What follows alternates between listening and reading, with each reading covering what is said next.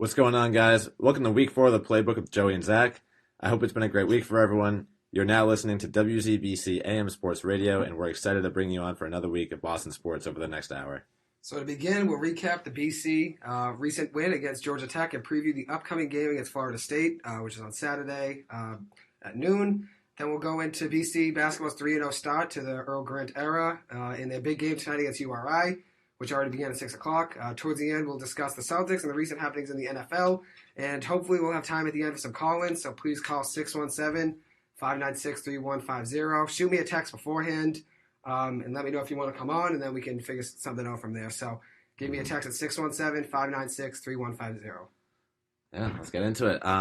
It's a big win for BC football last weekend, 41-30 in Atlanta over Georgia Tech.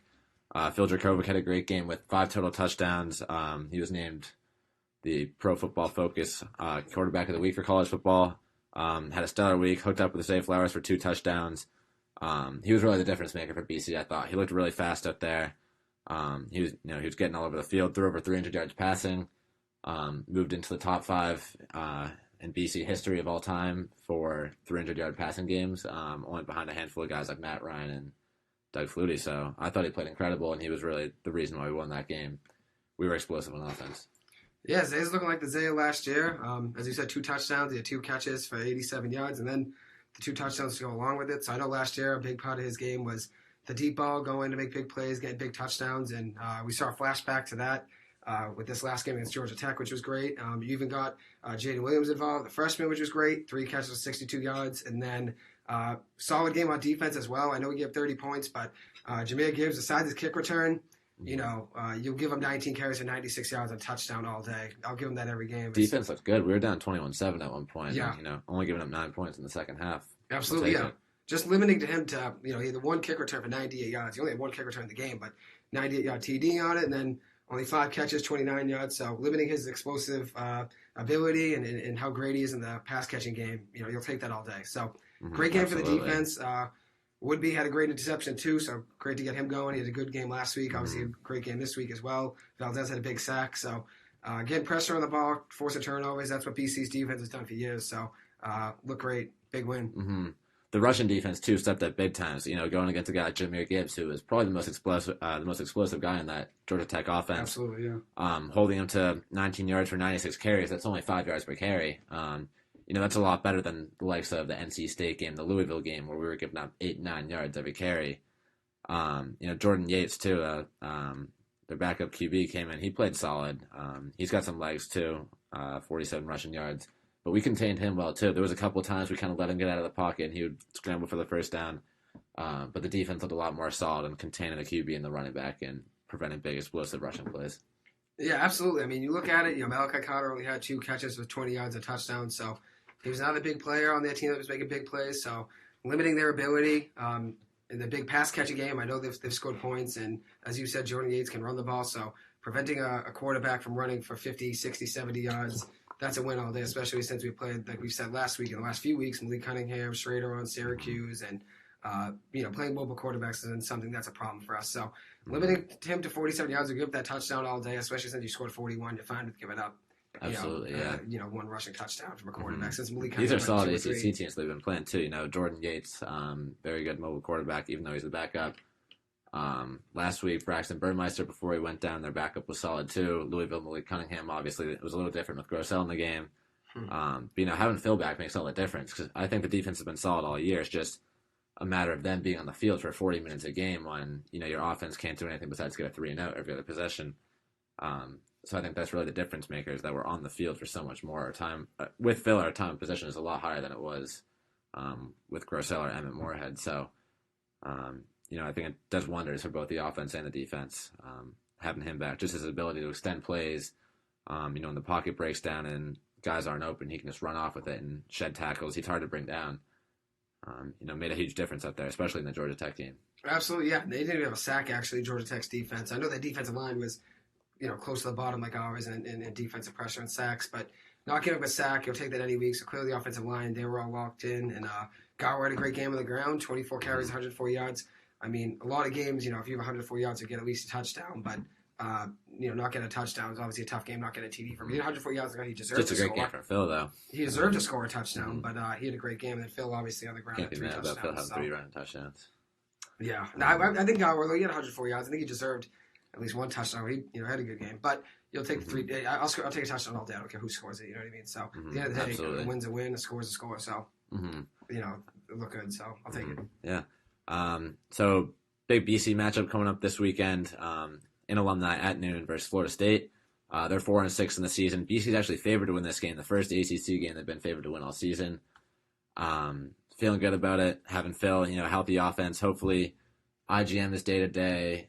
Brandon Sebastian's day to day now. So there's a couple of guys we've been missing too, and we've been playing this well without them. So I think if those guys come back, we have a great chance to win. Big game, one of the last big games in front of the crowd all year. With the Wake Forest game being right after Thanksgiving. It's the last game for the majority of the students at BC. So everyone's really excited to get back out for one last tailgating game. What are your keys to the game? I'd say I always say defense. I feel like the offense will score points. You said with Phil coming back, we're gonna get points on the board. I think it's defense though. Just looking at their stats, Jashawn Corbin, Texas A&M, I believe is a transfer from Texas A&M. Yeah, Texas A&M transfer running back. He's had a solid season, 815 yards on the ground with 7 touchdowns rushing, along with a receiving touchdown, and also Jordan Travis, their quarterback. Another mobile guy, 104 carries for 402 yards and 6 touchdowns. So I'll say defense, as I always do. And I think the defense will step up. They've had a good last couple games. I'd say defense is probably the most important thing. Obviously, I think special teams actually, last week we had a fake punt or whatever, we gave up a fake punt, and then they had the kick return touchdown, and then a couple missed tackles, another punt return. I think special teams, honestly, I'm more worried about them than the offense, truly. The offense, you'd obviously say offense is a bigger part of the game, which it is. Because special teams only plays We've had a couple 8 to 10 special games. teams mishaps. This whole year. The muffed punt. This whole year. So with a guy that can return, or as we saw with Jameer Gibbs, a guy that can return, he only had 1 kick return was a touchdown. So a guy that can touch the ball once and score, that's you can't have that. And they have no one that's had crazy returns that I'm looking at right now. Most of the guys are averaging around 25 yards per kick return, which is pretty much solid. But no one has a kick return TD on the year for them. So I guess. We may not have to worry too much about special teams. I don't want to jinx them. Hopefully not. No one be saying that. I mean, you could jinx They've had some solid wins though. Florida State within the last few games, beating Miami last week, 31-28 at home. Miami had been playing really well up until that point. I mean, as of recently in the season, beating NC State the week prior. UNC they beat as well in October. UNC, they're still one of the best teams in the conference. Honestly, besides the record doesn't really show, but every game they're hanging in there. The Wake game especially, that was a big win for them. So, Florida State, you can't underestimate them, regardless of their 4-6 record. Every year, it feels like they haven't had the greatest record, but they're full of 4- and 5-star recruits. Jaden would be a former 5-star recruit now in BC. He was a guy that's recruited by them, and Halfley was saying earlier this week, they're big, they're strong, they're athletic. Kind of gives me Mizzou vibes, that team. Yeah, I think honestly, it's a 12:00 game, so. Obviously a 7:00 game, having that be at home for it being Phil's first home game back. Obviously that gets everyone going. It's tough to get a crowd going for a 12:00 game. But hey, at the end of the day, it's another home game. We only got 2 more home games, this one and then 1 more next week against Wake Forest. Our last 2 games of the year, actually. So besides obviously the bowl game, which we'll get. But it'll be great to see them, see how they match up. Florida State's always a good team. They have a bunch of 5-star recruits, always a good amount of 4-stars. Even when they're having a bad season, guys will still commit there because it's Florida State and they have a great history. A lot of great players have gone there. You can go into detail, obviously, but, guys like Jalen Williams, they've had a ton of guys that have gone there and been successful. So, Deion Sanders, another one to name. So, we'll see how it goes. I think it'll be a great matchup, 12 o'clock, and then obviously that game against Wake next week to finish off the season. I'm psyched. We'll see what time that game is. But, I'm psyched to see how it goes. They're holding off on announcing the game time. Classic. They put a 6-day hold on it. They'll wait to see how we play this week and see how, Wake plays, they don't want to see if it's a big matchup or not. And then go from there. See if we're going to be the one stopping Wake from going to the ACC title, maybe. Who knows? I think if Wake loses this week and we beat them, then I think it'll be NC State going to the ACC chip. Speaking of big recruits, Speaking of big recruits, local 5-star defensive back and athlete Jonel Aguero out of St. John's Prep, that was our rival high school. He's going to be on campus for the weekend for the Florida State game. He has offers from any big program that you can name: Clemson, Alabama, Florida, Georgia. A lot of people have been speculating that he's going to go to Georgia. He's been posting a lot on social media about them. But as of last week, he just tweeted out that he will be in attendance for the Florida State game. So that's really exciting. Obviously Jeff Halfley trying to build a connection with a lot of the local guys because there's a lot of talent coming out of the area these days, and a guy like him, general talent out of Massachusetts, that would be huge for the program if they can get a 5-star guy like him. He'd be one of the highest program recruits ever. Absolutely, yeah. Anytime you have a recruit, whether it's a 4-star, 5-star, them coming to a game, especially being a 12 o'clock game, they usually bring a lot of recruits to the night game since you can show an atmosphere and see, what a night game is like. Obviously, it's a lot more electric typically. But getting them going, getting more recruits and getting them coming to see what BC's like, it's great. Even if you weren't to commit here, I think any publicity having a 5-star recruit come is obviously good. Maybe one of his friends that is coming to the game as a 4-star that he could bring with him. You know what I mean? I think anytime you have a 5-star recruit come to your camp, it's always a good thing. Even if you don't end up getting them. Like we had Tariq Black come in, a year and a half ago now, but having him come, that was great. I mean, it was yeah, it's Texas wideout came here, so that was cool to see. Yeah, absolutely, yeah.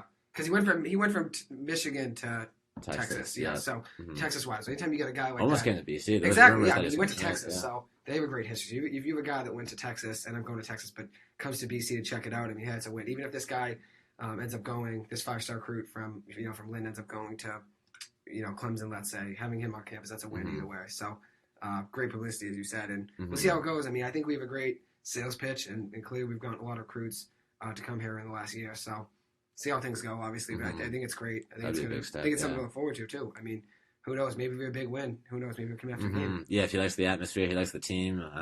He buys in, and he wants to be kind of the hometown hero. Then why not BC? I mean, that's kind of what's keeping us in there with his recruitment. He dropped his top 12, and, there was Clemson, Alabama, Florida, Georgia. I think Florida State was in there, Penn State. So, obviously BC is in there because it's his hometown, Boston. So that would be really cool and I think unique if he decides to stay home and kind of help BC, this program on the rise. If he kind of buys into, the new mantra and wanting to take an ACC championship in the following years. Absolutely. I think even at the Wake Forest game, I think they'll probably bring some recruits. Obviously, we don't know that now, but I think that'll be a big game to bring recruits since Wake's obviously a great team. Florida State, I mean, it's not a bad team to bring recruits against. So I think having Wake, when you see BC play a top team in the ACC, I think that'll get a lot of recruits going. So I'm definitely psyched to hear that. We'll see how it goes. He's a local kid, as you said, so hopefully he's favoring BC just to come home. But at the end of the day, that'd be great. I'd love to see that. At the end of the day, I think he'll end up choosing, whatever school he thinks is. Yeah, I think he's going Georgia. That's what it sounded like. I'll take Clemson. It was last week he decided on coming here for the visit. So I'll say he probably goes to Clemson something's or changed. something, or do you have Bama to use that as an offer too or something? Yeah, so he's got all of them. Yeah, so he's got a great choice. But I obviously he actually was at IMG for 2 years, though, and then he just decided to transfer back home to St. John's Prep over in Danvers. That's right by me. So you never know. Maybe he wants to be home. You never know. Maybe he just wants to be with his family, and that's what's important to him in his college decision. And BC is a great place to go play college football. So absolutely, you never know. For sure. I think there are a lot of guys that are local that just want to stay home and stay close. But then there are some guys that want to go to a bigger school like Michigan, and a lot of Everett football players end up going, away and stuff and not playing for BC. They have had a good amount of Everett football players, but Jason Maitre, the GOAT. A lot of guys end up leaving too, just because want to play for bigger schools. I respect that too. I mean, hey, if you can play for Georgia, you can play for Georgia. I mean, damn. Oh, absolutely. Yeah, you can play for Georgia, you you can't go to play for Georgia, if you get that. You know what I mean? So we'll see how it goes. I'm definitely psyched they'll have the opportunity. So hopefully Halfley's ready to go with a great pitch and get him going. I bet he is. He's been landing some high-star recruits, so. Absolutely. For sure, yeah. Gotta be happy within the with the Halfley era, direction of the we've had a program. ton A lot of of 4-stars. transfers and a lot of signings, obviously, as well. So see how that It's been goes. great to see, yeah. Definitely psyched. How about BC basketball, though? 3-0 start. Even though it was against some smaller teams, we looked solid all year. DeMar Langford playing really well. He looks like he could be a potential NBA draft pick. Jaden Zachary, too, the freshman. I think he's been a really underrated player, leading the team in assists and steals. He's looked solid all year, and he's kind of embodied what Earl Grant wants this program to be all about, it seems like. Game against URI tonight. I think they're down 11 right now. Tough. Yeah, early in the second half, we're down 11, 39-28. Tough shooting night for the Eagles, so we'll see how it goes. We'll keep you guys updated as the game continues. Absolutely, yeah. Makashi Langford actually had a great game against Fairfield. One thing about BC basketball in that game against Fairfield was we missed, I think, 4 or 5 free throws in a row in crunch time, which is the problem. And free throws, I mean, you gotta hit your free throws. You want to win a game, especially in the ACC. So you're playing a smaller school like Fairfield, and you're struggling to shoot from the line. I mean, when you're playing Louisville and NC State and North Carolina and Duke and all those bigger teams, Virginia Tech, it's going to be tough to stay in the game if you can't hit your free throws. So that's one thing that I want them to work on. They've obviously scored a ton of points, and 3-0 start. You can't really critique them too much, but I take free throws pretty seriously since I've seen a lot of games, and my own games, Celtics games, a lot of college games where free throws come down to winning and losing. That makes a big difference at the end of the day. So hopefully we get that going. Makash, I think, as I said, at 17 against Fairfield, which is a great game. He got going. He's had a great season as well. As has his brother Demar. Demar's been playing both great. Been playing great. Absolutely. And then obviously Jaden Zachary, as you said, at 13 against Fairfield, which was awesome. Quinton Post had 9 points and 8 rebounds. I think rebounds been something. He's been a solid double kind of definitely, guy. Yeah. Not quite doubles, but still. I mean, that's a lot close. of 9 rebounds, and 8. Points, yeah. 9 and 8's right on the border, and I think rebounding has been something BC has had problems with. Even that Dominic, Dominic got some boards, even though we out rebound, they got some boards. Rebounds though, here's a good site. BC is out rebounding URI 24-19, and we got 9 offensive rebounds right now to their 3. Wow. So that's good. I feel like we never see that, at least in the Jim Christian era. We're always giving up offensive boards to the team. So yeah, we would have a box in the Jim Christian era. On offense, everyone would be on the around the point, be around the around the 3-point line, and then you'd have just one guy in the paint. You know what I mean? Like Popovich. Stephon Mitchell would actually be would be at the top of the pit. Yeah. He'd be at the top of the point sometimes though too, and he's shooting threes launching it from 5 feet behind the arc. Yeah, so ridiculous. There'd be no one in the paint for rebounds offensively. I think in the Earl Grant days now, it's a different game. As I said in Charleston though, his team's always they would shoot threes, but it'd always be guys for rebounds too. So. Definitely makes a difference, the scheme you play. And Jim Christian clearly didn't value rebounding, which is seen in our minimal ACC wins in the past 5 to 7 years. So. Yeah. Hear this, though. DeMar Langford, actually, of all people, leading the team in rebounds with 7 already early in the second half, and 4 of those are offensive. So I don't know what's going on in that game, but he's staying in the paint. I guess, he's playing big man tonight. Unless there are some deflections or something, you'd imagine he's in the paint. 4 though, yeah. I mean, he must be getting aggressive. He's been playing aggressive all year. Yeah, he's been 6'4", 6'5"? 6'4", yeah. So big kid, actually, big he might guy. be 6'5". He's one of them, 6'4", 6'5". He's a big guy, so got solid size, very strong, very athletic. Looks like a typical NBA prospect build. Absolutely, sure. Yeah. I remember in the press conference I was in a week ago now after that game against Dartmouth, he was saying that since he's a 6, I don't know if he said his height. He just said since I'm a big guy, and I know a lot of people underestimate my speed and how high I can jump and how quick I am with my dribble and all that. And I mean, he didn't mention his rebounding, so hey, no. I hope he wasn't underestimating his rebounding either, because I mean, it's a great game. Having 7 rebounds in a full game is great, and having it be 15 minutes in the second half, that's awesome. So something to look forward to for BC, and obviously his brother Makai's having a great season as well. So yeah, I know he's been shooting really well too, Makai, which is great to see. Last year he was driving a lot. He played really aggressive. He kept us in some of these big games last year, and we almost beat Villanova, and then we actually beat URI in the next game. He was instrumental in those wins. He was getting into the paint, playing aggressive, creating offense for the team. He looked really good. So we got to see who steps up tonight if we want to beat this URI team. It should be a close game either way as we're getting down to the wire here with 15 minutes left. BC still down by 11. Yeah, the Langford brothers are the most important guys on the team, I'd say. DeMar has led the team in scoring 2 games, and was 1 point shy in the Fairfield game of, Makai, who had 17 in that game, DeMar had 16. So, they really are the most important pieces to this team. So whenever they have a good night, whenever both of them get going, I mean, hey, we could be competing with, just about anyone. I mean, winning an ACC game obviously isn't the easiest thing, but if both of them are, going at it and have a great game, I mean, you can win any game on a given night. It's just putting everything together, which is something we've struggled with, over the last few years. And obviously talent hasn't been the best over the last 5 years, but we lost a lot. There have been smaller teams in the ACC that, have upsets and stuff and win more games than we do. We shouldn't be last in ACC wins every year. So, no, I think the way this team is built right now, I feel like, obviously, I don't think we're going to have a positive ACC record, but I do think there's going to be a couple games here and there where we upset top teams like Duke, UNC. Just kind of the whole mantra of this team. Gritty, not pretty. Earl Grant's go-to line. The defensive style they play, and just focusing on all the fundamentals, grabbing boards, playing physical defense, getting into the paint, getting guys open. It's just bound to be that we catch a team like Duke or NC. Any of those guys on a bad night for them and take advantage. I think we'll have 1 or 2 wins of those wins like that this year.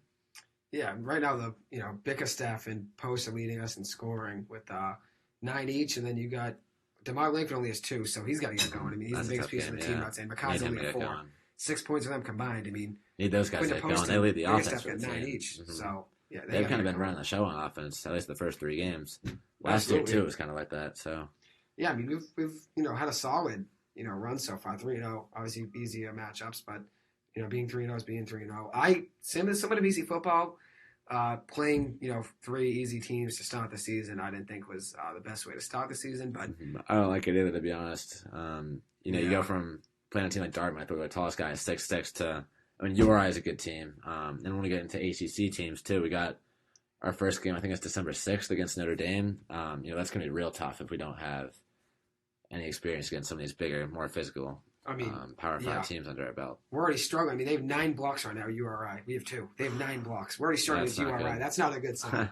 That's not they a got good 10. sign. They just got their 10th. They got their 10th block, and there's still 15 minutes left, 14 minutes, whatever it is. That's nuts. Bad. I don't know what's going on there. That's nuts. Hey, we're 6 and 7 from the line shoot free throws right now, so hey, maybe they were working in practice. That's not bad. Just wait till crunch time, though. We can't have a repeat of the Fairfield game, missing all those free throws at the end. Bricks on the side of the glass. Yeah, we got to figure can't that out. Have that against an ACC team. They're going to take advantage easy. You're never going to win an ACC game if you're missing, 4 free throws in a row in crunch time, especially with the other teams following you, trying to put you on the line. Hey, it worked out for Fairfield. They got closer in the game because they got to like 4 or 5, actually. So. Yeah, that was a closer game than it should have been. We were leading by, a solid margin at halftime. Then, the lead kind of dwindled down towards the end. We ended up holding it, but it was a little too close for comfort for a team like Fairfield. Who's one of the smaller schools in the NCAA. Solid team, though. They actually played pretty strong and tough, and they've had some good runs. Fairfield. Yeah. I'm not undercutting them.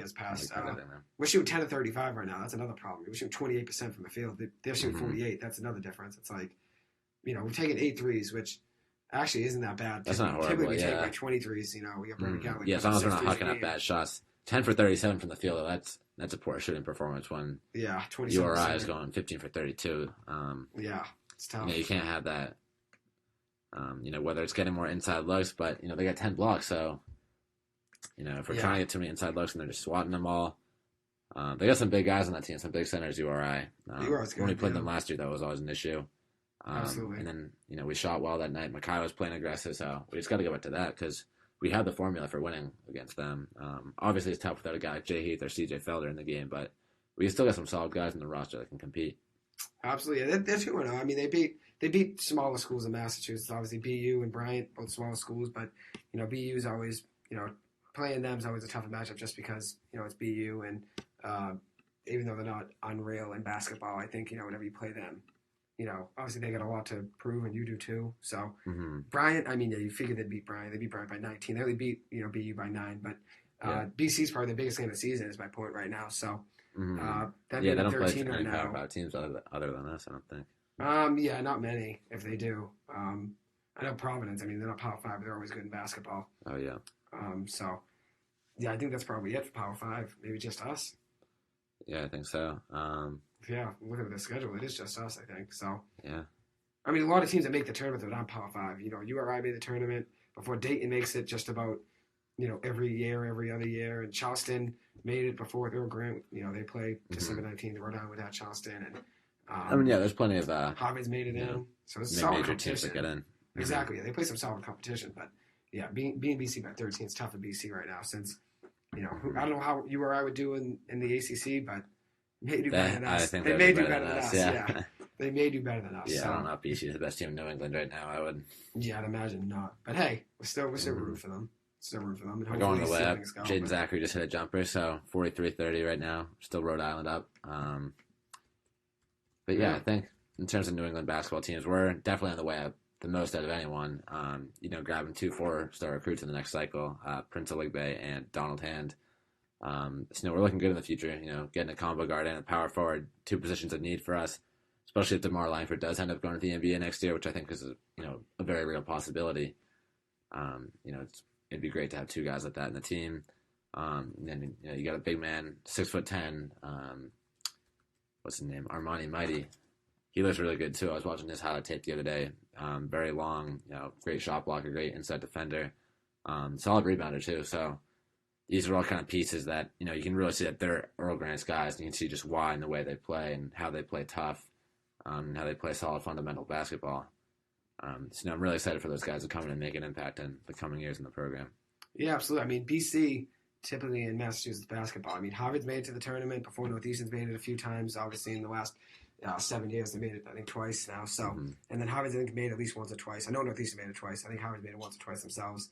When was the last time BC made it? Like 2007, 2008? 2007, I think, or 2009. When Jared Dudley was like playing? Yeah. So Shoot. BC's actually always behind Northeast, I know for sure, in the RPI rankings. I'd imagine probably Harvard too. I'd imagine. Who knows? But Harvard's probably beat some more. They probably have more wins over the last 5 years than we do. So they probably better in the RPI rankings. I know Northeastern for sure. I mean, smaller school, CAA school, but, those are my boys, that. But they're always ahead of BC, and BC's a Power 5 school. So a Power 5 school should never be, below, teams that aren't Power 5. And that means something. Like not consistently. Yeah, URI, they're going to probably be ahead of us typically. But well, it seems like in the Big East, I guess those are still major smaller teams. Smaller teams like Northeastern. URI is solid. I wouldn't be mad if we played them 4 times in the season and went 2-2, but the way it's looking right now is we'd be 1-3 or 0-4. One game, I'll take it. At this point, one game. We should at least be going head to head with them. Keeping it close. 10 blocks. Damn. Just a tough shooting night though. Yeah, a lot of missed shots. We're giving up a lot of easy buckets to URI with them shooting 48% from the field right now. So that's definitely something that's going to need to patch up if we want to start hanging in some ACC games this year, because otherwise it's going to get real ugly real soon. Yeah, I can't have that. Hopefully things, pan out, and even if we don't win this game, at least make it run, make it close, make it a 5, 6, 7, 8 point game. I'll take that as a win.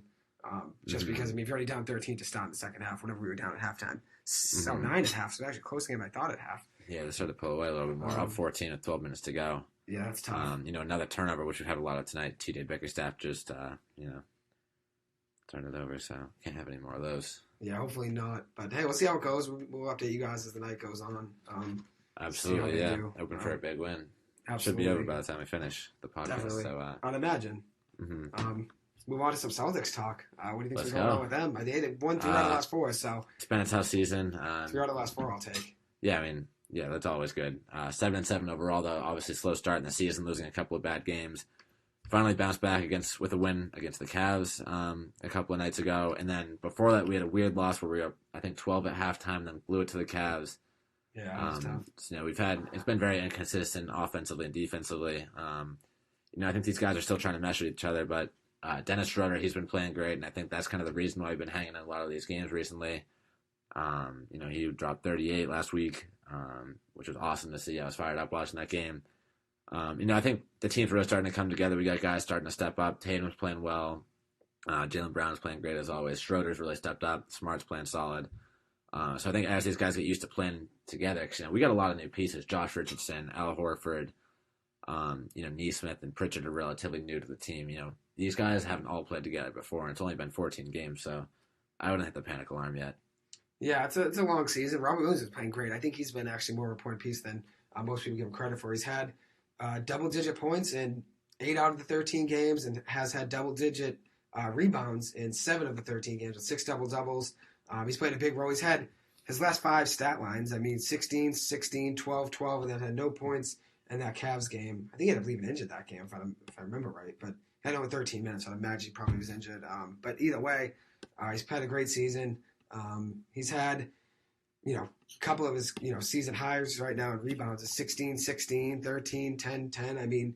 Wow. We haven't had guys like that putting up boards like that in years, so I'll take that. Yeah, we need that. And KG probably. We were waiting for him to break out and get minutes, and this season he's averaging, let's see how many minutes. 30 minutes a game. 30 minutes? I'd say probably somewhere around then. I didn't do the math here, but I love to see that, but I'm also just a little concerned about his health too. Getting injured in the playoffs last year and missing a lot of last year with different injuries like turf toe, and I think he had a knee injury at one point. Nothing major, thankfully. But that's just my main concern is going into the playoffs and going through an 82 game regular season. Is how is he going to stay healthy and continue to produce the way that he has been? Yeah, he's only missed 1 game so far, but I kind of the opposite with it, where I kind of want him playing more just because he didn't play at all for whole first season with that foot injury, and they played him 5 minutes a game, the last few years, and last year he started getting like 10 to 15, 20 minutes. They were still nursing the amount of minutes he got, and now they're breaking him out, let him get 30, 40 minutes. I think you need that because I like Al Horford and all, and Enes Kanter and all that, but I don't want them getting 35, 40 minutes every single night. I want him out there for 35 or 40 minutes every night. Since he has much. No offense to Horford or any other centers we have, but he's the most talented center of the team by far. Oh, absolutely. It's not close. But I think you need him. You need him on the floor. In terms of, obviously I think Rob Williams is the best center on the team. I can't disagree with that. The leadership and kind of, calmness that Horford provides on the court, that you can just kind of see it in the way he plays, the way he led our team in 2018, to the Eastern Conference Finals, Game 7 against LeBron and the Cavs. I really do think he still is the leader of this team. Even though Jason Tatum and Jaylen Brown are talked about the leaders, I think the way you kind of watch these guys and they're huddling on the court, Al Horford still seems like he is the leader of the team. And he's had a solid year too, averaging 13 points a game, almost 9 boards, and 3 assists. He's very consistent every night, almost a double-double every night, it feels like. He's just a steady, reliable guy, which I think is a huge difference maker going from last year where, a lot of the guys on the team like Tatum, Brown, Schroeder, Robert Williams, they can have nights where, they'll be 35-point triple-doubles or, the next night they're shooting 2 for 18. Tatum's had a ton of those. You know how I feel about him. But he's had a ton of those. But he's had a couple bad shooting nights. But so has everyone. So, can't be too frustrated. That happens in the sport. So, but having a guy like Horford, he's really the rock of this team, I think. He's always steady. He'll always give you those like 12 points a game and 8 rebound numbers. So I think he's been a vital piece to, our kind of growing success right now. Yeah, he's averaging 2 blocks a game or 2.3, but that outlies 6 blocks against the Wizards, which was wild. That definitely helps his average there, but probably be around 1.3 without that. But hey, I'll take it either way. Not to put him down. He's having a good season. He hasn't been playing bad actually defensively either. I know the blocks are great, but he's been getting involved. He's had some steals. He averages like a steal a game right now. So you'll take that. Older guy too. I mean, he's 35 years old. He's still getting some blocks, still getting boards. So he's getting. He still looks good up there. How much money he's making? Like 30 something. It's nuts. His contract. But he's only got 2 years left. Ton of money though. Still, I think he's having a good season. He's not worth that money though. Even if he's having a solid impact, defensively and as a leader. But no, I still like that trade for us though. Getting him back and because it was pretty much equal money with Kemba. So getting him in return, getting Moses Brown too, which ended up turning into Josh Richardson. I'll take that all day. I would have kept Moses Brown over Josh Richardson personally, but I would have loved to have him and Robert Williams. I think at 15 points a night. That would have been good. I don't think Moses Brown's really ready though. He hasn't really been playing many minutes with the Mavericks. So you give him a couple years. I think he could be there. Oh, I think so. But I don't think we need another one of those players right now that'll be ready in a few years. We got a couple guys kind of in the trenches right now, like Bruno Fernando. We haven't really seen this year. Surprisingly, Neesmith we haven't seen a lot of. Romeo Langford too. Yeah, he's been getting in actually. He's been getting some minutes. He hasn't taken too many shots. I thought he was my breakout player of the year at the start of the year. I thought he was going to be great. The way he played in the Brooklyn series, the way he played defensively, I thought he was great. Which was very gutsy. What is he at right now? 5? Yep. Very gutsy call saying 12 points a game there with him. But hey, I agreed. I thought at least maybe 8. I thought he'd be getting more minutes and playing a bigger role. But still, even the minutes he does get, he looks solid. He's shooting the 3 ball all right. He's still grabbing boards. He's getting better at driving, kind of looking more confident up there. And he can match up, with just about any player in the league defensively. You saw last year in the first round series against the Nets, the couple of possessions where he'd be guarding KD, and it's almost impossible to stop KD, but he was kind of sticking with him and getting a hand in his face on every shot. So he had some big threes too down the stretch there, and in the summer league he had a couple game-winning threes, which I know it's just a summer league, but hey. I want him taking big shots. Him and Pritchard, they went off in the summer league together. Neesmith, too, had a great summer league. I want him taking big shots. I don't care. So I'm kind of excited to see, hopefully, the roles develop throughout the year, yeah. So second years for both of them, and then third year for Langford. So I really hope to see all their roles and minutes increase because, those are 3 young studs that we got, I think. Yeah, Langford's a lot of people sleep on them. The injuries have been the problem with him, but I do think he has the raw talent to be a great player in the NBA, be a great player in the Celtics. I mean, we definitely could use someone like that off the bench, and who knows, he could morph into a starter at some point, and obviously that'll take some time with injuries, and he's only getting whatever minutes he's getting a night. It's not. I said 12 points a game would be average. He's not getting enough minutes to put that up, but he's getting a solid 12 minutes a night. If I remember at the top of my head, I'm just guessing, but I think he gets a solid 12 minutes a night, which I'll take 8 to 10, 8 to 12. He's getting on the court at least, and if you play 12 minutes. You're there for a quarter of the game, at least some of that part of the game's in crunch time. I know last year and a few years ago we'd be in blowouts when it was 30 points with 3 minutes to go. But he's getting good to see him get more important minutes though for sure. Fourth quarter playoffs last year, even with kind of a decimated roster last year, we're still good to see him get up there. I'm feeling good with the season. Despite the 7-7 record, we got a game tonight against the Atlanta Hawks. They're doing all right this year. They are currently 6-9. Obviously. Worse than expected. Although I did kind of feel like last year was a weird year in the playoffs. I don't know why. Seeing teams like the Suns make it all the way to the finals, the Hawks, in the Eastern Conference Finals. Trae Young, kind of weird comments the other day, saying he was bored of the regular season, wanted to find a way to have fun again. I thought that was a little odd coming out of fourth year. Yeah, is it now? Fourth year guy. Yeah, fourth year. obviously not something that you want to hear if you're a Hawks fan that your star player's bored in the regular season. Yeah. Especially when they're not even going to qualify from the playoffs at this rate. Only been 15 games for them, so obviously way too early to tell. I think they'll wake up, but too much talent not to wake up on that team.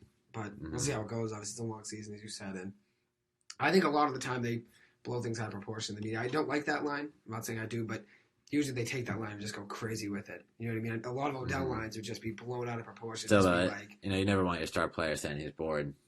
Yeah, I don't like the line. Just in any context, I'm not supporting that, but I mean, at the end of the day, they're going to take what they want, go wherever they want, and say he said this. He said, I know he said he was bored and all, which I don't want, any player on my team saying he's a star player, he's a bench guy, but he's still one of the best players. Definitely the best player on their team, and still, which I don't really love his playing style. Jaying up threes the whole game from half court, but he is one of the best players in the league too. So I guess he can get away with saying stuff like that. Yeah, I mean, and despite the foul rule changes too, he's still playing hot. He's had a great start. Still scoring 25 points a game at 45% from the field, 9 assists per game. So it seems like the new foul rules haven't really affected him in the same way they've affected guys like Harden, which is good to see because a lot of people were giving criticism last year for only being able to play that cheap game where you kind of run in front of the guy and back up and draw the foul at the last second. I was never a fan of that rule either, and I hate players that would do that. But I mean, obviously, I get it. If it's in the rules, you got to do what's best for the team. But and I'm happy to see him still playing at such a high level. Obviously, one of the best point guards in the league right now.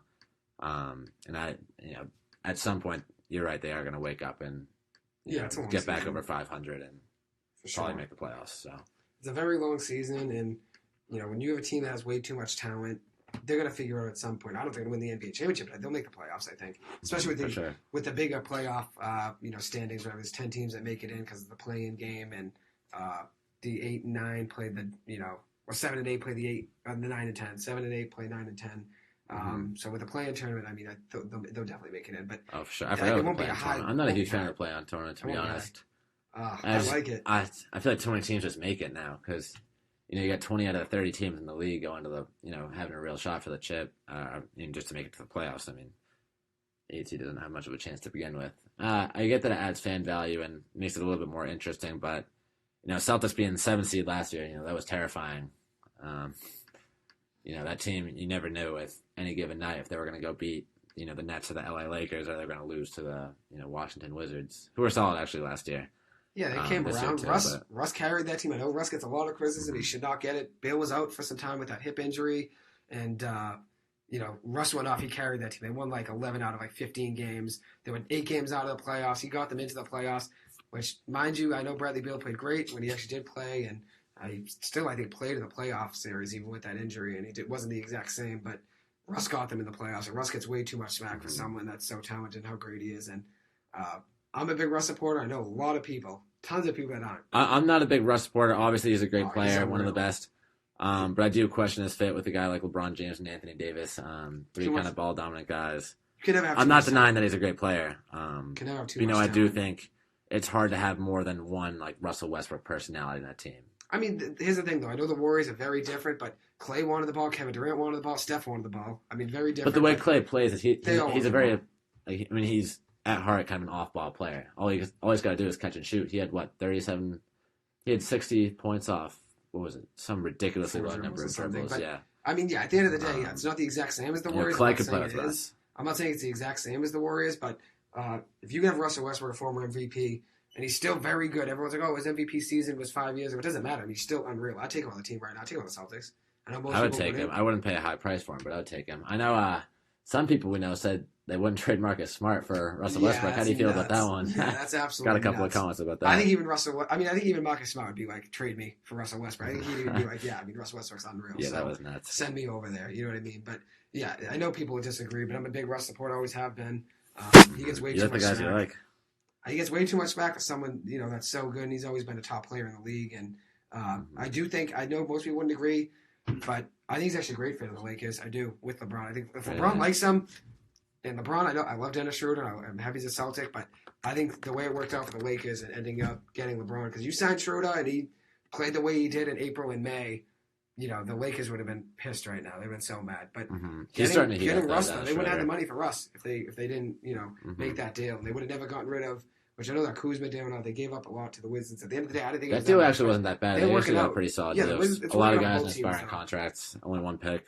I think it'll work on both teams. And I think if I was the Lakers, though, I think Buddy Hield would have been a better I'm a fit big for the Buddy team. Hield fan. Yeah, I like Buddy Hield a lot. The Lakers are struggling with their 3-point shooting right now, and Buddy Hield's obviously, if not the best, behind Klay Thompson and Steph Curry, he's top 5 in terms of 3-point shooting in the NBA. Buddy's Easy, so. unreal. I met him actually once. He's a beast. Good guy too. And I would have loved to see him in a Lakers jersey personally. They almost did over both. Russ. They almost got both. I just don't know how they would have done it, but they almost tried to. Yeah, I don't think they would have had the money, but they had options at both. They had options with DeMar DeRozan too. They almost got him. Rumors about CP3 swirling around too. So they only really had the money for one of those guys, and I think out of those 4, actually I might have picked the other 3 ahead of Russ for that team. In terms of DeMar DeRozan having a great year at the Chicago Bulls. Yeah, but I think he's a better defender and kind of a better, I think he's less of an fit. on-ball guy. I like DeMar DeRozan. I just think he's in a great fit where he's at. I just don't know if it would have been the same on the Lakers. Truly, I think. But Russ is a questionable fit with the Lakers too. And then you got Chris Paul. I think Chris Paul can play in any team in the NBA, and he's still playing at a very high level with the Suns. He wasn't going to go to the Lakers though. But yeah, I got you. And then Buddy Hield too, instant shooting. More of an off-ball player than Russ. I think he fits a lot more with guys like LeBron and Anthony Davis, and he would be a great third piece for them.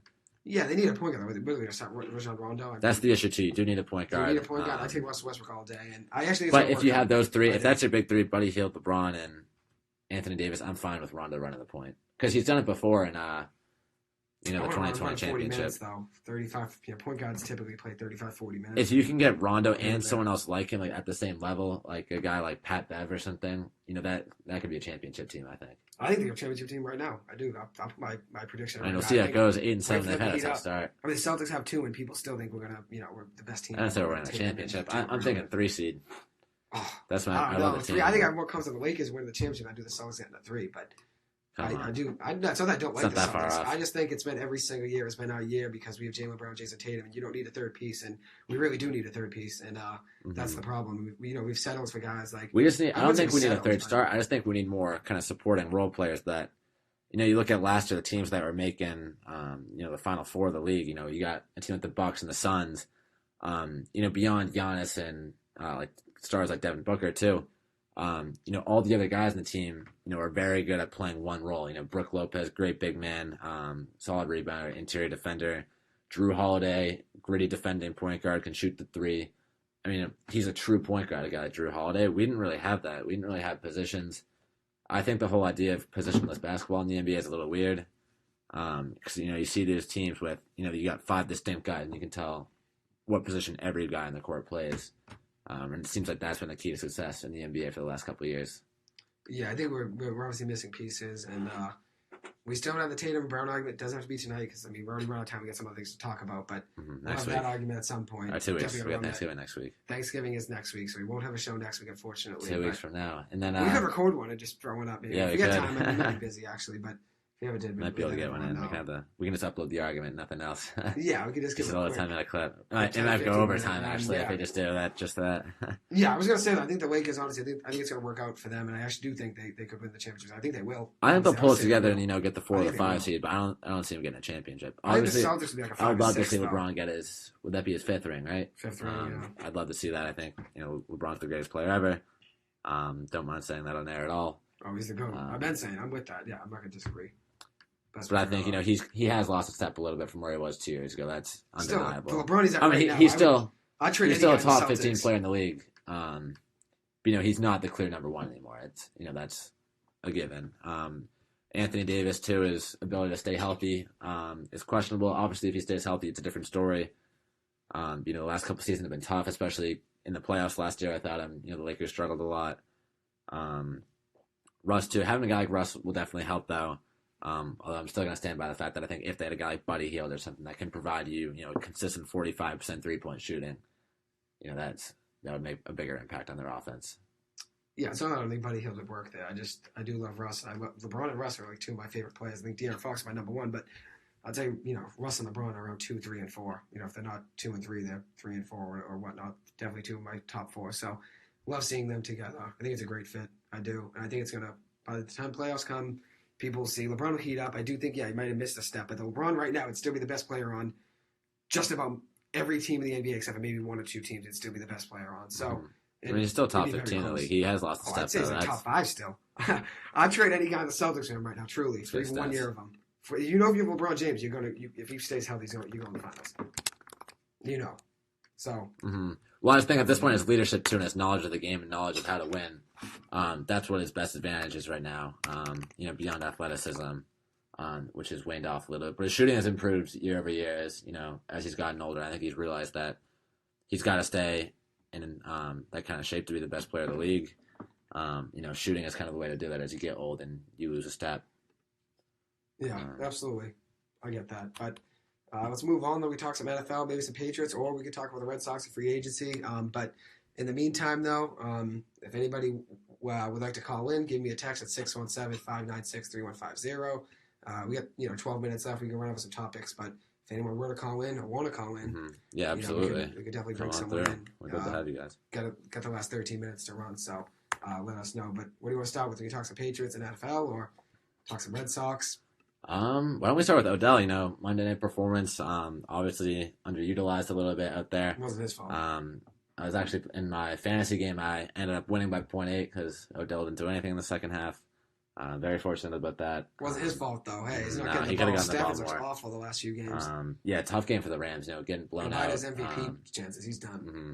He's not 3 weeks ago he was one of the top MVP candidates in the NFL, and then he's not going to be MVP now. he's kind of fallen off a little bit. But I still think it was a solid idea for Odell to join the Rams. Regardless, I think the Rams will heat back up. They got one of the best defenses in the NFL, no question. Stafford too, when he's playing well, one of the best QBs in the NFL this year, as we've already seen. He's a solid fit in that offense too, Odell. So I think it's just a matter of time before that offense continues to get back on track and start feeding Odell and get the run game going again, and start beating some big teams. Absolutely. Just to interrupt real quick, BC's within 5 actually against URI right now. Let's go. 5 minutes to go. Biggest Steph's got 19 and 10. So big game for him. Wow. To my length, a tough game, 2.7 rebounds. Just wanted to drop that real quick. But That's one guy on the it- URI team's got 8 blocks somehow. But to get back to the Odell talk, though, I think I wanted him on the Ravens in the Packers just because I love Lamar, and I think he would have been a great fit with Aaron Rodgers. But at the end of the day, going to the Rams wasn't a bad decision. I wanted him back home on the Giants, actually, more than anything. More than anything in the whole world, honestly, I want him back I on know the that's all Giants. you want. You would have dropped the whole bank account for a jersey. Yeah, 100%. I would have to buy another 400 of them. I already got 8 of his. So I don't mind the fit. I do think Stafford has been struggling, which is tough for Odell because it's not his fault. He only had 2 catches. I mean, Stafford looked awful the last 2 years. He's on pick 6 in really 2 bad straight game. games, both in prime time. So everyone sees that. The Giants playing prime That time was a next tough Monday throw night. too. The pick 6. Get ready for the Giants upset game against the Bucks. We're ready for that. Oh. We're ready to go. Yeah, we'll see about that one. Giants are ready to go. Well, we'll stay close, even with I don't care who What's the Brady is out spread? there. Do you got the spread? I don't know what's out. I mean, it might probably. If it's anywhere close, I'm hammering the Bucks. Oh, dude, I mean, I want the Bucks to actually have Godwin and everyone healthy. I want everyone on the team healthy. So if we were to win, which I think we will, I don't want any excuse of, they didn't have Godwin. Well, they have 6 other receivers that are wide receiver one. It doesn't make a difference. I already got a bet. I already got money on the line, so I'm not going to try. I'm not going to try. All right. Yeah, we can get into some past talk. I don't want to even try with money bet. I already have enough bets on it. But I do think the Giants win that Enough game. losses on the Giants. Give me Daniel Jones all day. I don't care. I don't care who the quarterback is that I could take over. I love Daniel Jones. I think he's a great fit. I think it was a great pick. Edelman actually killed that pick in my eyes. So all right, hey. I'll give him credit there. The only Daniel Jones faithful I've ever met in my life, but let's go. I actually know some that are fans of him. I know everyone is against him, and I just think everyone likes to be against him because he's a 6th pick overall, and I actually root for guys like that typically. And then I watched him play, and I said, this guy got what it takes. So I do love that pick, and I do think the Giants are fortunate to have him, even though a lot of people are against them with that pick. I think people just hate the Giants in general. Being a New York team, I get it. Being unreal in crunch time, I get it. I know why people hate us, but at the end of the day, I am a big Daniel Jones supporter and a believer, and I do think the Giants will win that game Monday night. So we'll come back here, maybe. Maybe we'll record one, throw it in. We'll do a little story feature, Joey, on the Instagram. Yes. Let him give us a little breakdown, maybe. Yeah, I honestly think we're going to win that game. Give me Daniel Jones. I don't care about his primetime record. He's played very good teams in primetime, except for the Bucks. And the Bucks were great actually last year, but so he played one bad team I think in primetime, the Eagles. One time. So give me Daniel Jones in primetime. I think he's going to shine this week. I do. Fair enough. I do see him shining. Yeah. As we're in Boston Sports Podcast, we'll talk about the past for a few. Great 45-7 win over the Browns last weekend. Mac Jones threw 200 yards and 3 touchdowns, going 19 for 23 passing. The Browns actually jumped out to an early 7-0 lead, and then it was all Patriots downhill from there. Baker Mayfield had a tough game, came out with an injury early, and then he was replaced by Case Keenum, who didn't play much better. Ramondre Stevenson had a solid game, 2 touchdowns for the Pats. And Jacoby Myers, too, first ever career receiving touchdown. So that was a great sight to see. My Pats moving back up to 6-4, and we're looking good in terms of getting a wild card spot right now. And we're even starting to catch up to the Bills a little bit. Great total performance, both from the offense and the defense. I didn't really see any weaknesses from the team in that game. Absolutely. Yeah, it was a big win. The Browns are a good team. Obviously, without Baker Mayfield's a different team. I'm not a big Baker supporter, but he was still in for the first quarter and a half, though, and we were starting to pull away. Yeah, but having your quarterback one, that's definitely tough. But at the end of the day, win's a win. So no matter who's out there, you got to obviously play the game and win. And Patriots came up big. The defense has been playing very well. Maybe people should stop picking about fantasy. I should probably pick about fantasy at this point. My team's struggling most leagues. They looked good the last couple of weeks. The blowout win against the Panthers, too, 24-6. And then before that, a 53-13 win against the Jets. 54-13, excuse me. That defense has got to be one of the top few in the last 4 weeks. So maybe you do got to pick them up. I got the Steelers defense right now, and can't remember who else I got in my high school league, but they've been solid for me. Tough game last weekend though. I think it was against the Jets, and they tied 16-16. That was tough. Yeah, absolutely. Hey, but at the end of the day, Patriots are winning games. That's all that matters. I mean, you can look around the league and see some crazy games where teams are losing, and the Titans lost to the Jets somehow, but now they're back on and they're looking good. So, things are looking up for the Patriots. Obviously, the Giants. Hopefully, things start going right for them. Great. I can't complain. It's a long season. So, yeah, over the course of the season, you'll see some crazy upsets and stuff like that. But 45-7, take that all day. We got another update on BC basketball. 4 minutes to go. It's unfortunate. We're back down 10 points. Not looking good for the rest of the game for the Eagles. TJ Bickerstaff, as you said, now he's 7 for 13 with 19 points. He's really taken over, but it seems like it's not going to be enough for the team. Unfortunately, had high hopes going for this game. Our first, kind of legitimate, mid-major opponent. So it sucks to see, but it's one game, so can't read into it too much. Obviously gonna have to figure out the situation with the shooting, 28%. We got to be better than that. Absolutely. See how things go. Obviously, it's a long season, so being down 10, and they cut it to like 7 or 8. I'll take it. I'll take that as a game. We were down 14 at one point or whatever was the biggest lead. They had 13, 14. So I'll take that all day. Especially Bickerstaff, he's getting going. I mean, he hasn't had. He's playing a great season. I mean, he's having a good game now. So grabbing rebounds too, 19 points, 10 rebounds. That's what we need. That kind of rebounding on the team. Especially after a tough couple of years in the last few with the guy like Popovich out there. Tall, 6'11", whatever he was, but we were always getting out rebounded by the other teams, especially when it came to the ACC matchups like Duke, UVA. We played Louisville. Just being able to secure those defensive rebounds and not letting the other team get easy buckets off the glass. Absolutely, that's going to be a key, and not getting blown out in some of these games. Absolutely, that we've seen in the last few years. Yeah, that's the thing. I think at the end of the day, competing in the ACC is never going to be easy. It'll never be easy to compete in the ACC. But, I mean, if you win 7 games, the ACC 6 games this year, that's a start. We won, what did we win? Yeah, I wouldn't be mad because we probably, I think we won 3 last year. I think we got right around 18 games. So, yeah, if we can win 5, 6, I'd be happy with that. Especially considering the state of the program that Earl Grant took over, too. You got your leading scorer, Jay Heath. He was out of here. Transferred Stephon Mitchell, the leading rebounder. He went to the NBA. I don't really know what he's up to. His whereabouts are uncertain. CJ Felder, too, transferred to Florida. That's a lot of big pieces from our last year's team. That's 3 out of the 5 starters that left. And then, obviously, Makai and DeMar are still here, thankfully, been carrying the offense.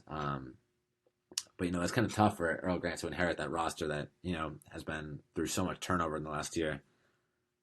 He's just going to make the most of it. So, with the roster we have now, I'd be happy with 6 wins. If we went 6-12 in the ACC, I couldn't complain. Yeah, absolutely. So, now we got 3 minutes, but we're going to have a quick call in real quick minute.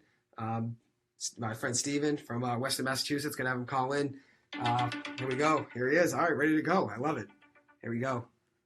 Let's get him on speaker. Steven, how we doing? What's going on, Steven? Hey, what's going on? This is Steven calling out here from Western Mass, listening to you guys live. I just want to say you guys are doing a great job on your show. I've been listening to you guys since day 1. There we go. Oh, thank you. I don't know a lot about BC or any Boston sports, but you guys give a great synopsis of everything. out here in Western Mass. I work as a police officer at AIC, so I'm wondering what can you guys tell me about their sports teams? What's going on with them? Absolutely, yeah. AIC hockey, which I've actually been talking to him about AIC hockey over the last few weeks. They've been great. In years past, they made the tournament a couple of years ago. I know now they've had a tough start to the season, but I think they split actually in a game, in a series last week. I think it's RIT. They had a big game on a Saturday night. They end up winning. Then on the Sunday, they end up losing. But AIC hockey, very good, especially for a smaller school. It's tough to recruit, especially when you have a lot of bigger schools here like BU, Northeastern, BC, Harvard. It's tough to recruit guys for hockey, and they compete. They even played BC this year in a scrimmage. I know BC ended up winning that game at the beginning of the season. But AIC hockey definitely has a lot to look forward to. It's a long season, so a slow start isn't the worst thing in the world, especially since you're going to play 35 games in a given season. So hopefully they get going. Right now they're 2-7-1, but they're currently 5th in their division. So as long as they win games there, they got 2 wins in their division right now and 1 loss. So I think they'll get going. I'm definitely rooting for them for you. Of course, Western Mass. We got a call in from there. Since our first round from Western Mass, we'll take it. We'll take it. We'll take it, Stephen. Hey, they played Providence pretty tough. They lost to Providence 2-1 in overtime the other night. Providence is a great team. So you'll take that all day. And they're looking good, though. So, as I said, record's 2-7-1, but 2-1 in the division is solid. And as long as they keep winning their games in the division, they can make the tournament. And who knows what will happen after that. I'll definitely pay attention for you. They got Bentley this upcoming weekend, 2 games at AIC. So those could be 2 big wins there, get them going. And, hey, that'll be 4-7-1, already getting the wins going. So it only takes a win streak. That's a lot better than BC hockey. Yeah, it only takes a win streak. It's all you need. Mm-hmm. You're right. I mean, honestly, that's all you got to take. And I know they're a really good team. That they got some good guys on the team. I don't know what's going on this year because in years past they've been phenomenal. Absolutely. I mean, as you said, that it's a slow start to the season. I'm just hoping that at the end of the day, maybe they'll come together as a team and work together and get some wins on there. But on another note, how about these Cowboys, though? I know. Cowboys fan? That's tough. But the Cowboys big Cowboys fan. He is. You got to give them for what they're doing, Joey. Absolutely. The Cowboys are playing great. As a Giants fan, I can even admit that. I didn't have those expectations coming to the season that they'd be looking this good. I thought their defense was a big question. But they've been looking great so far. Dak's had a great year, yeah. Dak I've been critical of before, but he's been looking great. CeeDee Lamb's looking like a true wide receiver 1. Things are starting to come together for them. I mean, hey, they're Gallup coming back being healthy, too. That makes a big difference for the offense. They're definitely a Super Bowl contender for sure, and I know you'll be rooting for them. I know they play the Giants still, so be careful when they play the Giants. They play the Giants one more time, so it'll be a big game. Be careful of the Giants. They could spoil the season there. Who knows? But the Giants will definitely be ready. You got to catch up to the Cowboys. The Giants will be ready, I think, a divisional game. But, yeah, the Cowboys have been playing great, and you definitely can't complain as a Cowboys. So I think as a fan of football, whenever the Cowboys are good, I think the NFL is better. So it's kind of like when the Yankees are good in baseball. I mean, baseball's better when the Yankees are good. They're always on prime time, too. Absolutely. I definitely think those sports leagues are definitely better when specific teams are better, like as you said. With the Cowboys being better in primetime, they get a lot of primetime games. So when they're better, obviously Thursday night, Monday night games are obviously bigger. And I know in the Super Bowl, the Cowboys were in the Super Bowl. I know the whole country would collapse and they'd be picking for the other team, since the Cowboys have a lot of people that are always against them. But I know, Steven, I know you'll be calling in again whenever they're in the Super Bowl if they make it. When they win, I'll be calling you guys and I'll be gloating about it, and I'll have my dad calling and there we go. The Stewart family calling in to gloat about the Cowboys. I promise you that. But hey, I won't keep you guys. Thanks for keeping me on the line, and just keep doing what you're doing. I think you guys are doing a great job, all right? Thank you so much, Steven. We appreciate it. Have a great night, my guy. Take it easy. No problem, guys. Thank you so much. Safe. Have a good one. You as well. Bye-bye. You too. Great having another call-in. Yes, Steven, awesome. from Western Mass. We even had Western Mass. I'm surprised. Cowboys fan from Western Mass. He is a Cowboys fan, AIC fan, so AIC hockey, definitely getting them well represented, which was good. As I said, it's a long season. They'll get going at some point. Definitely can't, be too mad like BC basketball having a tough start to football. Middle of the season was a tough football season, but it's had a tough start to hockey in the season. for BC hockey. It's a long season. They'll definitely get going. They'll definitely get going. At the end of the day, we'll be rooting for him. Hopefully he'll call back in if the Cowboys ever make it, right? Yeah, I mean, you never know. Tough last couple of weeks, but they've looked good the rest of the year. So absolutely, it's only a matter of time before they're back in the playoffs and making some moves. Absolutely, for sure. So we'll see how things go. But guess we'll close up. It's already 8 o'clock. It's about that time. Yeah, so another crazy. week in the books, week 4. Absolutely. It's been lit. I didn't give any. My fault. You can go. My fault. I was going to say thank you guys for coming out for another week. It's always a pleasure, talking sports. Hope to see you guys next week. Yeah, I got a few shout outs. I didn't do it last Of week. I course. got a few Go this ahead. week. Hold on. I got a few. Got the O'Malley family. I got a shout out. Thank you guys for listening. The Keefs, the whole Loftus family, my family and friends. Thank you guys for listening. And also a quick ad. If anyone's looking to work out, get in shape, put on some muscle, check out Jet Boston, jet.boston on Instagram. They're great at what they do. April, she's the best there. So if anyone needs a great place to work out, definitely go check them out. They're the best at what they do, as I said. So, Let's go. yeah, I got a quick sponsorship, got a quick ad in. We had to, even though we're over time now by a couple minutes, still had to get that in. That's all But good. thank you guys so much for listening. We'll be back next week. Not next week, actually. We'll be back Yes, December we do have 1st. a week off next week with Thanksgiving. Wow, I forgot. Yeah, the next Wednesday we'll be back. I Excited forgot, to see you guys actually. then. Have a great Thanksgiving. Yeah, well, I forgot. Yes, we won't be back next week, but thank you guys so much for listening. As I said, we really do appreciate it. And I'm happy Steve was able to come on. We got a call in. So that was awesome. Thank you, that was Steve, for awesome. coming on. Definitely Yeah. We'll definitely have him come back on at some point. But we'll see you guys on December 1st. If we don't have a recording next week, which who knows if we will, we won't. We'll definitely let you guys know. But Figure it out. Keep you guys posted. definitely. So thank you guys so much for listening. Have a great Thanksgiving. Stay safe, stay well. And we appreciate it. Truly. Have a great night, guys. Take it easy.